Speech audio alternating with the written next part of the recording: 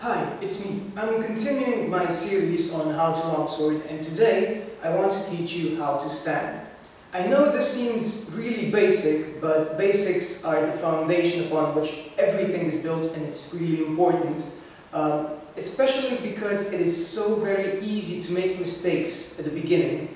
And once you make these mistakes, once you learn them, it is much more difficult to unlearn them and then learn the correct sequence instead of just, learning the correct sequence from the start. So let's begin.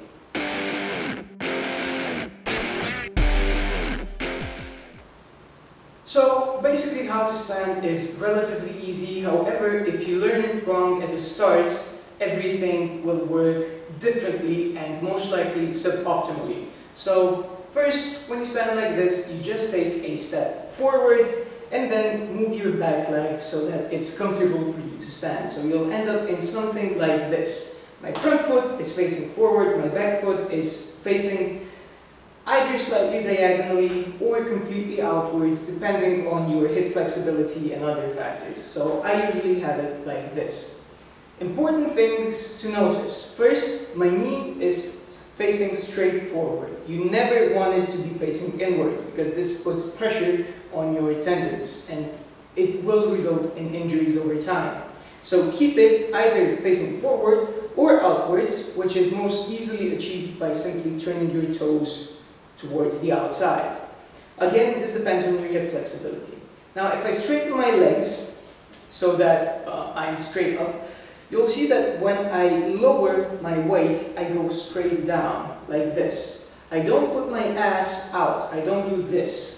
And I know this looks funny right now, but a lot of people tend to do it in the heat of the moment. So when they stand, they go into a stance like a flute and they put their ass out.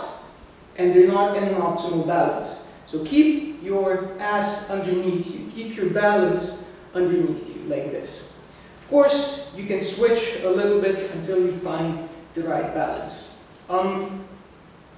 Your center should be facing pretty much forward. It depends which stance you want to be in. If you are in a more stabby stance, such as a fluke, you can still be facing outwards with your center and be okay. Or let's say an ox, you're still facing slightly outwards.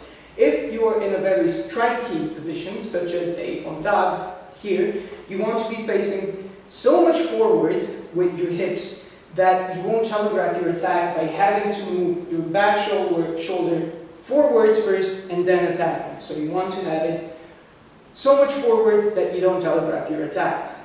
The second way of standing in a stance, which is more explosive, is like this. You just step forward. Everything I said before applies for the front leg. So knee towards the front or slightly towards the outside. Now the back leg, this is a more linear stance. So the back leg can be either slightly outwards or completely forward. Now, of course, if you keep your heel on the ground, this is very uncomfortable. So you lift the heel up. And again, you lower the balance by lowering your weight, lowering your ass straight down. Not to the outside, straight down, like this. Now this is a very explosive stance.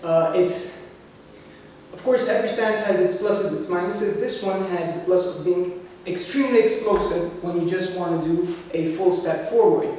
But doing gathering steps is slightly more, let's say, awkward. Plus, it's a little bit more linear than this stance. So you should, of course, switch between both stances depending on the circumstance. I just want you to know about both of them. One more thing to keep in mind, whatever kind of stance you use, whenever you use it, never keep your back leg straight. Because this means you have no force from which to start your footwork. Always have it slightly like this. So never straight, always slightly bent. So that you actually have the force you need to start your movement. And that's basically it for the stances part. Thank you for watching. If you liked, if you enjoyed, of course, like the video and subscribe. Thank you for watching.